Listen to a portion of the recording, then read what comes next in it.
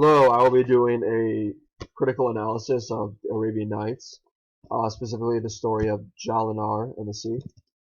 So here are some pictures I found on the internet.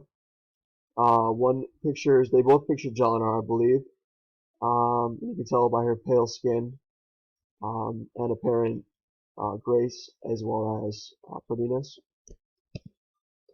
So this is one part I chose to look at, and it involves a description of the king as well as of Jalinar. So let's start with the description of Jalinar. She says, I am enamored of her. She is perfect in beauty, perfect also in gravity and dignity. She is neither tall nor short, but her hips are such that the izar is too narrow for them. Her stature is a mean between the small and the large. There is neither tall nor shortness to find fault with. Her hair reaches to her anklets, and is black as night. Her face is as ever as day.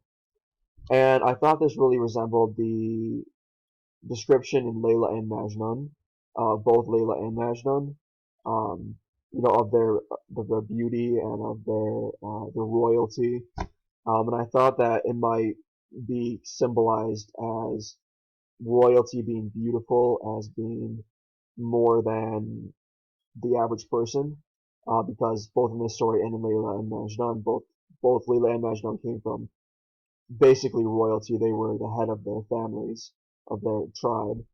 And in this story, Jalan is a queen, basically, and the king is a king. The king is older, though, so maybe his beauty isn't as apparent. But despite that, when they have the son is very good looking, and his name, we'll get to in a second. But the king resembles Alila and Majnun as well, because it resembles Majnun's father, because the king has many children, but many wives, but he doesn't have a son, and that's really what he wants. And the same thing happened to Majnun's father. That's all he wanted was the son, and he was given one. So another thing I want to focus on is the transformation of King Badr into a bird.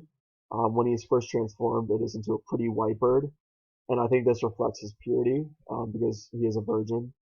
Um, and he was on his quest to find his wife, and he felt an attraction with the other king's daughter, and she ended up turning him into a bird. But he was still a pretty bird, and because of his prettiness, he was able to get traded to a king and ended up being transformed back into his human self. But later, after he has sex with the queen of magicians, he is transformed into an ugly bird. She says the ugliest of all birds, and she first tried to turn him into an ugly mule.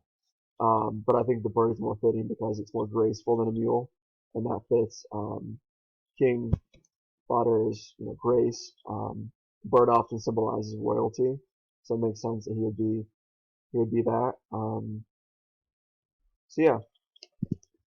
And also another thing I wanted to focus on was that at the end of the story, demons are used to conquer the city of magicians. It said that King Badr's family, the grandma, I believe, was one of the best magicians, sorcerers in all the world. But it's after that they overcome the mean king who won't give his daughter in marriage to King Badr. Um, it's after their overcoming of him, it said in the book, that they're able to command the demons.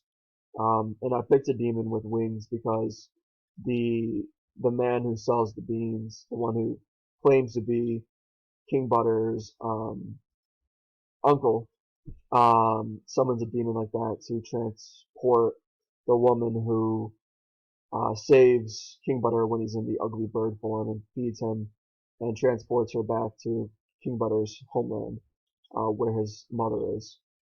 Um, so I think that the demons kind of represent the force of life, the kind of primal power, and they kind of serve that force serves the strongest maybe, and at that point the strongest, the most stubborn was the king who would not give his daughter in marriage. But after he was overcome, then there was a transference of power, and their family, King Badr's family, who lives in the ocean, was able to use that power in order to take over the city of magicians and rescue King Badr. So this concludes my critical analysis. I hope you've enjoyed it, and have a good day.